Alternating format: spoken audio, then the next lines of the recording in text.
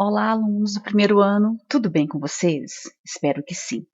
Vamos iniciar a semana 4 do PET volume 3 de língua portuguesa.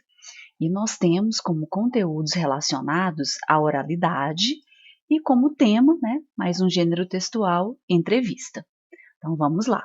Prezado ou prezada estudante, você irá ler e analisar nesta semana uma entrevista, gênero textual com função geralmente informativa, veiculado pelos meios de comunicação como jornais, revistas, internet, televisão, rádio, dentre outros. Boa leitura. Nós temos uma breve apresentação sobre a entrevista.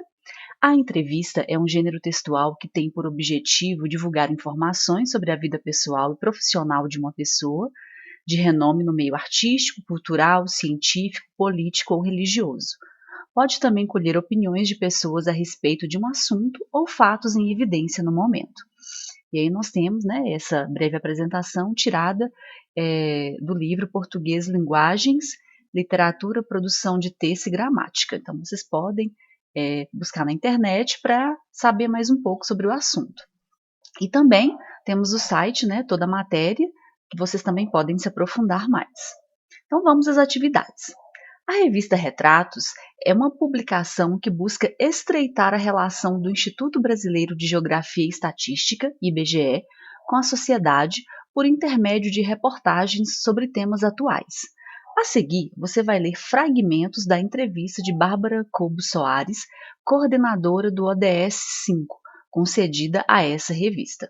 Então, o ODS 5, que são nós temos 17 ODS, e o 5, o que são ODS? São Objetivos de Desenvolvimento Sustentável. E o ODS 5, o objetivo 5, é alcançar a igualdade de gênero e empoderar todas as mulheres e meninas. Então, o IBGE retrata esses temas para fazer com que a população se informe mais, se inteire mais sobre esses assuntos. Então, nós temos aqui uma entrevista, em que é a revista Retratos, que publica essa entrevista, e o título da entrevista é ODS 5, Alcançar a Igualdade de Gênero e Empoderar Todas as Mulheres e Meninas. E aí nós temos a estrutura, A estrutura dessa entrevista, primeiro vem o título, depois vem o nome da revista, Revista Retratos, depois temos aqui o nome da entrevistadora, que é a Marília Loche, e nós temos a responsável, a criadora da arte, que é Lícia Rubinstein. E essa é a arte, Essa aqui é a arte que nós temos, na entrevista. Então, e depois nós temos um parágrafo introdutório, nós temos uma introdução sobre o tema, sobre o assunto abordado na entrevista. E o assunto abordado na entrevista é a questão sobre a desigualdade de gênero no Brasil e o empoderamento feminino. Então, na edição número 4 da revista Retratos, o IBGE dá início a uma série de entrevistas com os técnicos da instituição responsáveis por coordenar cada um dos 17 Objetivos de Desenvolvimento Sustentável, ODS. Confira. A entrevista com Bárbara Cobo Soares, doutora em Economia pela Universidade Federal do Rio de Janeiro, coordenadora do ODS 5 no Instituto. Ela comenta a participação do IBGE nesse cenário e destaca os aspectos da nossa cultura que ainda colaboram para as desigualdades sociais entre homens e mulheres. Então, é um tema bem recorrente, essa desigualdade de gênero. Ela aborda aí algumas situações em que as mulheres, mesmo tendo até mais conhecimento, ocupando o mesmo cargo do que o homem, ganham menos, E isso aí está passando da hora, de ser extinto, essa ideia de que a mulher, por ser mulher, tem que ganhar menos do que o homem, ocupando o mesmo espaço. Então, nós temos agora as perguntas, A revista Retratos, sendo representada aqui pela Marília Loche, faz a primeira pergunta. Como o IBGE vem tratando a questão de gênero no Brasil? E a Bárbara, que é a representante do IBGE, responde. O IBGE já tem um histórico na exploração do tema. Toda pesquisa domiciliar que a gente desagrega por sexo, homem e mulher, já é o primeiro passo para você fazer uma análise de gênero, Porque gênero é mais do que a questão biológica, são os papéis esperados que cada sexo numa sociedade o que fazer, o que cursar, comportamentos, uma série de coisas. Na síntese de indicadores sociais, nós exploramos o tema principalmente no mercado de trabalho, que é o maior foco da desigualdade de gênero no país. O Brasil já superou o gargalo da educação, porque hoje as mulheres são mais escolarizadas do que os homens, mas isso ainda não está refletindo no mercado de trabalho. E aí entra uma série de outras questões, porque a análise de gênero perpassa diversos temas. Então, você tem que olhar não só a inserção dela no mercado de trabalho. Ela está chegando mais escolarizada, então por que o rendimento ainda não está similar? Né? Ela já tem até mais escolaridade que o homem, mas por que o rendimento, o salário não é igual? Né?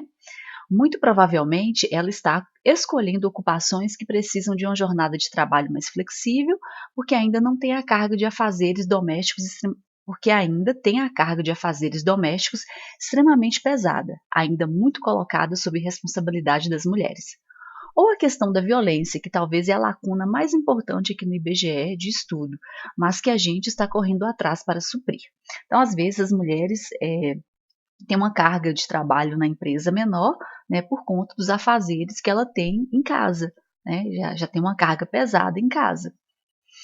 Na verdade, essa discussão de gênero já estava nos objetivos do milênio.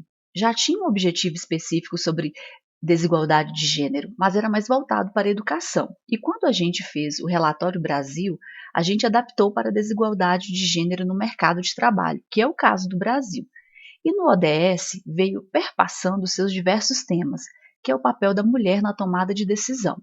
Quantas mulheres deputadas, senadoras, juízas, empresárias, donas de empresas, o papel da mulher na participação político-social, as questões ligadas à saúde sexual e reprodutiva.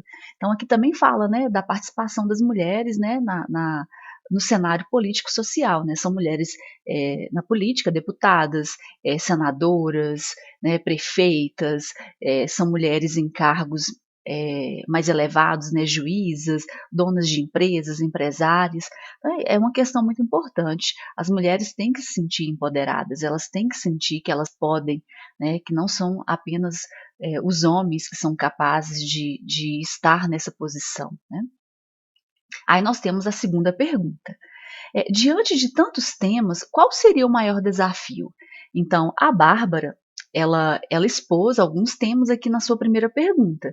A entrevistadora, ela aproveitou o gancho, né, de todos os temas abordados, das questões abordadas pela Bárbara e colocou, né, ela fez uma pergunta meio que improvisada, mas sabendo que a entrevistada tem embasamento, né, para responder. Então a Bárbara responde. Eu acho, né, que a Bárbara já responde a segunda questão. Eu acho que é você ter essa análise integrada. Você só resolve desigualdades no mercado de trabalho se tiver uma política integrada. Esse você, né, ela chama, né, o leitor para a entrevista, é como se ela estivesse aproximando, né, do leitor. Se tiver uma política integrada, por exemplo, de creche, porque a gente, ó, outra expressão que é da linguagem da oralidade, né, que é o conteúdo relacionado aqui da semana 4, a gente sabe que um dos maiores fatores para as mulheres saírem da escola ou do sistema formal escolar ou de emprego é você ter que cuidar de casa, afazeres domésticos. Quando a gente observa, por exemplo, a distribuição por sexo dos cargos de direção, tem muito mais homens do que mulheres. É o que as pessoas chamam de teto de vidro. Aí vem essa expressão, né, que às vezes muitos não conheciam, e a entrevistadora pega o gancho também sobre essa expressão. Né? Então, o que ela explica de teto de vidro? As mulheres veem aonde querem chegar, mas uma barreira impede que elas cheguem. Tem pessoas que não dão cargos ou empregos porque a mulher pode engravidar e ter que sair por um determinado tempo, por causa da licença maternidade. Depois tem que cuidar da criança. Então, se isso fosse mais dividido, mais equitativo, essa distribuição de tarefas entre homens e mulheres, isso seria uma forma mais consistente de combater essa desigualdade. Então, quando ela também aborda que isso, né, depois que ela já falou, e aí ela coloca esse pronome isso, se referindo à frase anterior, ela também mostra um pouco da oralidade. Ela continua falando sobre o mercado de trabalho, né, que essa desigualdade de gênero, ela ainda é mais enraizada no mercado de trabalho. Aí a revista Retratos, né, a entrevistadora faz outra pergunta. Você poderia explicar melhor o que é o conceito de teto de vidro? Então ela aproveitou o gancho, né? Teto de vidro. Com certeza muitas pessoas não conhecem o significado dessa expressão. Bárbara Cubo Soares. É como se fosse uma barreira invisível. A mulher está escolarizada, está preparada, é mais do que provado que ela tem competência. A ideia do vidro é que ela vê os lugares mais altos pelo teto de vidro, mas não consegue passar por ele, principalmente por preconceito. Vários países europeus conseguiram diminuir a desigualdade com a licença maternidade e paternidade compartilhada. O casal tem 2 anos. Na hora de empregar alguém, isso vai pesar, porque tanto o homem quanto a mulher podem sair para cuidar da criança. Isso resolveu uma parte dessa questão, mas tem outras. As questões de gênero são, de certa forma, recentes. A gente demorou muito para poder votar, para poder trabalhar. A gente tem filmes maravilhosos que mostram o quanto a gente teve que correr atrás e batalhar para ter os mesmos direitos. Agora a gente tem que ter o exercício desses direitos. Não adianta estar só na lei, tem que exercer. Aí, né, outra marca da oralidade, né? Aí acho que nossos indicadores tentam mostrar isso. Ainda tem um caminho a percorrer nesse sentido. É bem complicado, né? Esse teto de vidro, você consegue enxergar o seu potencial, mas tem uma barreira que impede, né, que você mostre o seu potencial. E quando ela fala, né, que nós temos filmes maravilhosos, nós temos aí o filme A Sufragista, se vocês puderem assistir, vocês vão ver como foi sofrido, né, para as mulheres à época, né, conseguirem o direito de voto, conseguirem que o trabalho, né, seja visto, né, de forma em igualdade com os homens. Então, muito interessante esse assunto. E aí, agora vamos às questões. Número 1. O texto em análise é uma entrevista. Qual é o assunto abordado na entrevista lida? Então, o assunto é a questão, né, sobre a desigualdade de gênero e também sobre o empoderamento feminino. Né? Nós temos que mostrar para as mulheres que elas podem se empoderar, elas podem ser empoderadas e elas podem fazer muito mais, na mesma proporção ou muito mais que os homens, e serem valorizadas. B. Há nas perguntas indícios que demonstram ter a entrevistadora conhecimento da atividade profissional da entrevistada, além de ter preparado previamente as questões? Justifique sua resposta. Sim, ela tem conhecimento da atividade, sim, profissional da Bárbara, né? Ela tem conhecimento da função que a Bárbara exerce no IBGE. Só que muitas questões, quer dizer, duas questões, ela elaborou a partir das respostas. Né? Realmente na entrevista tem isso. Você vê uma resposta e aí você pega o gancho dessa resposta para você fazer uma outra pergunta, porque pode tornar aí as respostas muito mais interessantes, né?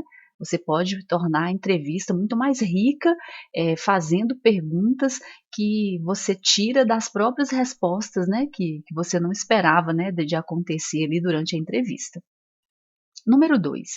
O título da entrevista lida coloca o leitor a par do assunto que será abordado, ou procura sintetizar o que foi exposto, ou apresenta a fala da entrevistada sobre atividade profissional.